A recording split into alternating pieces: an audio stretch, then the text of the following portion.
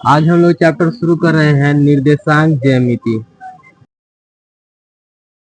सुनो बच्चा, चैप्टर 3 का नाम क्या है? निर्देशांक ज्यामिति, है कि नहीं? अब ध्यान दो, जैसे हम फर्स्ट बात बताएं, निर्देशांक तल। निर्देशांक तल क्या होता है?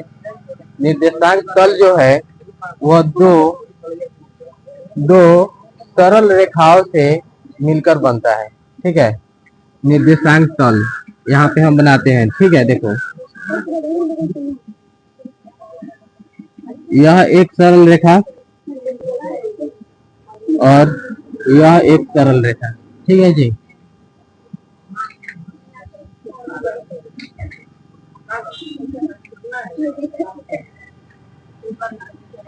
इसको y अक्ष भी बोलते हैं। क्या बोलते हैं?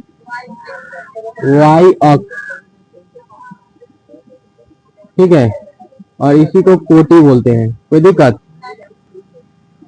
इसको बोलते हैं एक्स अक्ष। क्या बोलते हैं? एक्स अक्ष।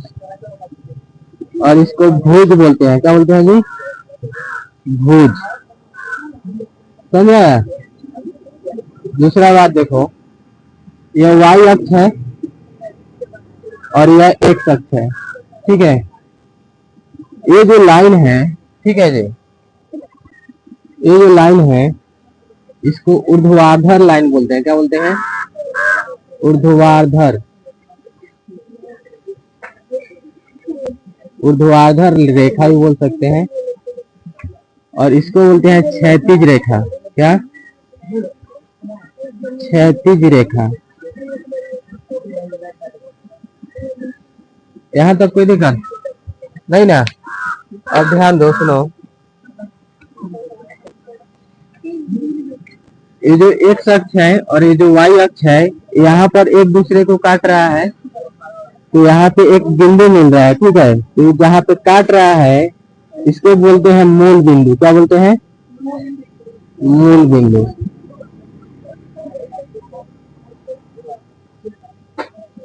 ठीक है, अब देखो, ध्यान दो, मूल बिंदु से y अक्ष पे ऊपर की ओर बढ़ेंगे तो ये प्लस होता है। जैसे +1, +2, +3, +4, +5। ठीक है, ये एक्स अक्ष है। एक्स अक्ष के दाएं की ओर हम लोग बढ़ेंगे, जैसे हम आगे बढ़ रहे हैं, है कि नहीं? तो ये दाएं साइड है कि नहीं जी? जब हम लोग आगे बढ़ते हैं तो प्लस होता है, पीछे हटेंगे तो माइनस होगा, है कि नहीं? तो देखो, ये मूल बिंदु से जब हम लोग एक्स अक्ष पे आगे की ओर जाएंगे तो प्लस होगा। तो +1, +2, +3, +4, +5। कोई दिक्कत नहीं ना? यह y अक्ष है। y अक्ष से मूल बिंदु से नीचे की ओर आएंगे तो यह माइनस होगा। -1, -2, -3, -4, -5। ठीक है, -6। हम लोग को जितना हो सकता है उतना ले सकते हैं, कोई दिक्कत नहीं। समझे यार? दूसरा, ये जो एक्स अक्ष है, मूल बिंदु से बाएं साइड आएंगे तो ये माइनस में होगा। ठीक है, तो क्या होगा? -1, -2, -3, -4, -5। ये देखो, हम लोग कितना भी ले सकते हैं, -6, -7, -8, -9, -10। जितना हम लोग को आवश्यकता है उतना हम लोग ले सकते हैं। कोई दिक्कत जी नहीं ना? देखो, ये जो एक्स अक्ष है, यानी मूल बिंदु से एक्स अक्ष के दाएं ओर एक्स से डिनोट किया जाता है और बाईं ओर एक्स डैश से। ठीक है, उसी तरह से y अक्ष का निचला भाग y डैश से डिनोट किया जाता है। कोई दिक्कत नहीं। ये निर्देशांक तल है। निर्देशांक तल को 4 भागों में बांटा गया है। जैसे ये फर्स्ट भाग, दूसरा भाग, तीसरा भाग, चौथा भाग। तो इसको क्या बोलेंगे? इसको बोलते हैं चतुर्थांश। क्या बोलते हैं? चतुर्थांश। क्या बोलते हैं जी?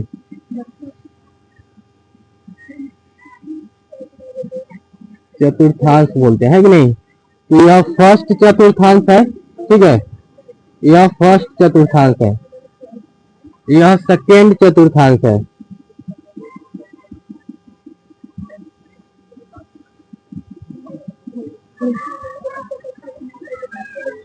ठीक है, और यह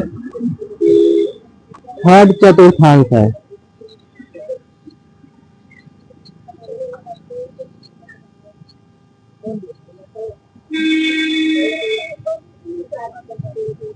देखो, और यह फोर्थ चतुर्थांश है।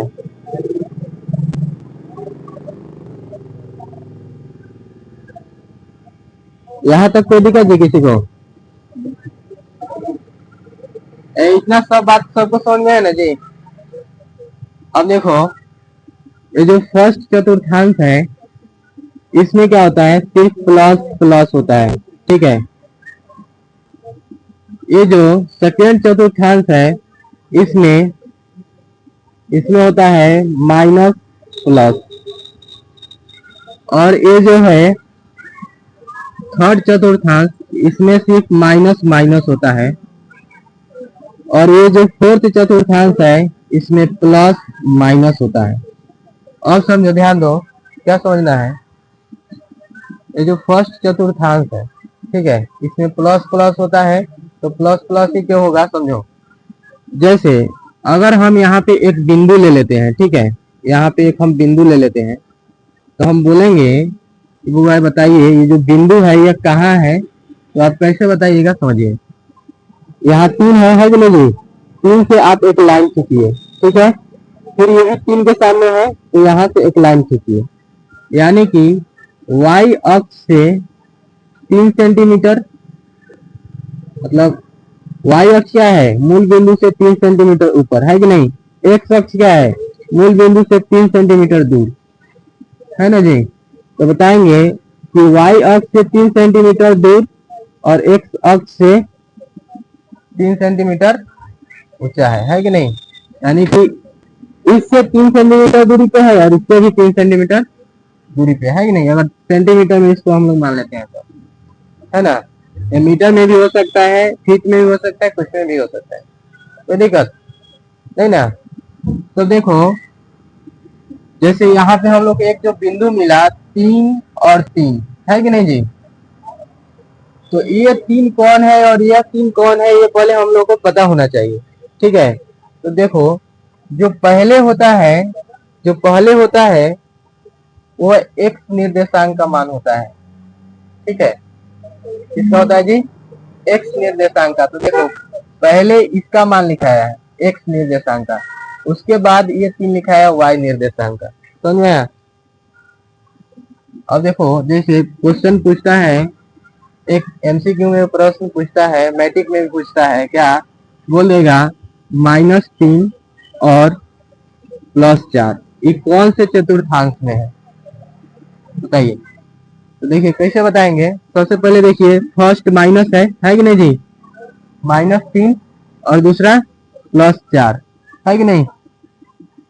तो जो फर्स्ट वाला होता है वो x निर्देशांक होता है कि नहीं? तो देखिए x निर्देशांक माइनस में इधर है कि नहीं? और उसके बाद दूसरा वाला y निर्देशांक होता है ना? तो y जो वाला जो है वो प्लस में है, तो प्लस का y निर्देशांक यहाँ ना है जी। तो देखो, यहाँ पे 4 और यहाँ पे क्या है, -3, है कि नहीं जी? तो यहाँ से एक लाइन हम लोग खींचेंगे और यहाँ से भी एक लाइन खींचेंगे, जहाँ पे कट पॉइंट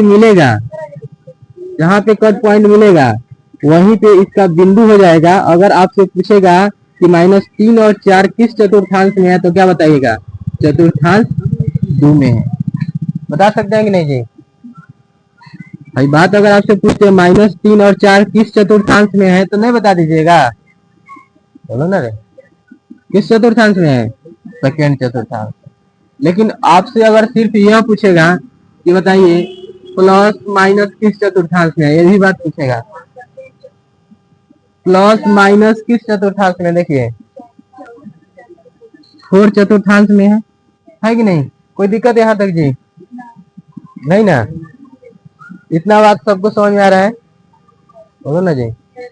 यहाँ देखो क्या है, एक्स निर्देशांक वाई निर्देशांक। एक्स का वैल्यू पहले होता है, यानी कि जो हम लोग इस बॉक्स में लिखते हैं, जैसे मान लेते हैं कि 4, यहाँ पे क्या लिखते हैं 8, तो 4 8 जो है, ये जो 4 है यह एक्स अक्ष का मान है, यानी एक्स निर्देशांक पर यह है, ठीक है, एक्स अक्ष का ही होता है, यानी कि ये एक्स अक्ष पे होगा, ठीक है।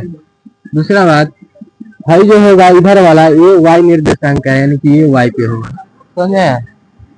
पहले वाला एक्स निर्देशांक का है और दूसरा वाला वाई निर्देशांक, यानी कि वाई निर्देशांक को हम लोग क्या बोलते हैं, कोटि। तो ये 8 को हम लोग कोटि बोल सकते हैं, ठीक है, 4 को भुज, है कि नहीं। तो ये 4 हम लोग का भुज है, 8 क्या है, कोटि है। आए समझ में। एक बात और ध्यान दो, यहाँ पे सुनो, ये जो दो सरल रेखा है, यानी कि वाई निर्देशांक और एक्स निर्देशांक, है कि नहीं, यहाँ पे दोनों एक दूसरे को काट रहा है ना जी। जहाँ पे काट रहा है यह मूल बिंदु कहलाता है। क्या कहलाता है, मूल बिंदु।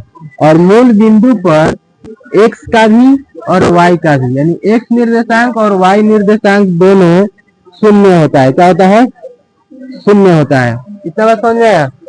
अगर आपसे एक क्वेश्चन दे देगा कि आप बोलेगा 0 और 4, ठीक है, बोलेगा कि इसका पॉइंट बताइए, इसका पॉइंट कहाँ होगा, या फिर आपको अगर निकालना है तो पहले वाला तो एक्स निर्देशांक है 0, तो देखो एक्स निर्देशांक है तो ये तो यहीं पे रहेगा, आगे नहीं बढ़ेगा।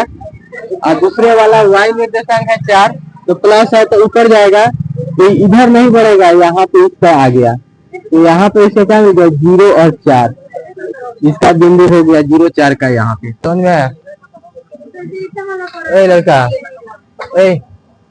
पढ़ने का विचार नहीं है, वो का समझा रहे हैं, यहाँ बात कर रहा है, ध्यान दो। उसके बाद जैसे देगा 4 और 0, ठीक है, खड़ा हो तो, हाँ तुम ही है, खड़ा हो, है ना भाई। 4 और 0 को चलो इसमें लगाओ, तो कहाँ पे बिंदु इसका आएगा, आओ आओ ना, आओ ना, इसको लगा 4 0, आओ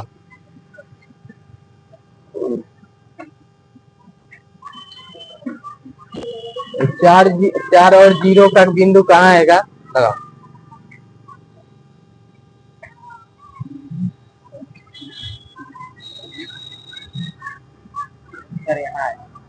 लगाओ, वो आएगा, गलत है, कौन लगाएगा जी, लगाएगी 4 0। अमित बताओ, खड़ा हो। ये जो 4 है, 4 यह एक्स निर्देशांक का मान है कि वाई निर्देशांक का मान है, वाई। खड़े रहिए। उसी समय से चिल्ला रहे हैं कि फर्स्ट वाला एक्स निर्देशांक का मान है और सेकेंड वाला वाई निर्देशांक है कि नहीं। तो एक्स निर्देशांक है, इसका मतलब मूल बिंदु से प्लस है तो इधर आएंगे, तो यहाँ पे एक्स निर्देशांक हो गया, और वाई निर्देशांक का मान 0 है तो ऊपर नहीं बढ़ेगा, यहीं पे इसका बिंदु हो गया। ये बिंदु हम लोग को क्या मिला, 4 और 0। उसी समय से बात बता रहे हैं ना, कि यहाँ भी बताएं इस बात को लिख के, कि पहले का जो होता है वो एक्स निर्देशांक का मान होता है, दूसरा वाई निर्देशांक का मान होता है। तुम लोग तो है वो का क्रिया खा गया, घर से पढ़ेंगे नहीं, कुछ कर लीजिए, है कि नहीं, बैठ जाओ। बात समझ गया सर जी। इससे ज्यादा कुछ नहीं पूछेगा, इसमें यही सब बात पूछेगा, बात खत्म, मत करो।